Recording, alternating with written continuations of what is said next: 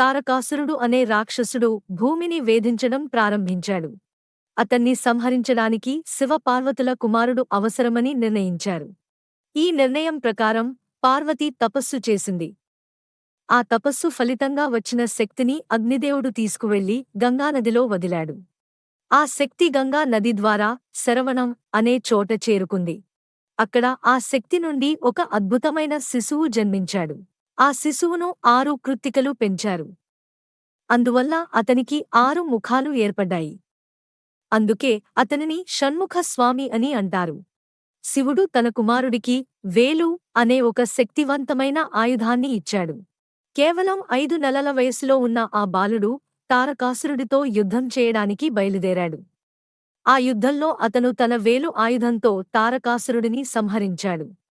ఈ విజయం తర్వాత దేవతలందరూ కలిసి అతన్ని దేవసేనకు అధిపతిగా చేశారు.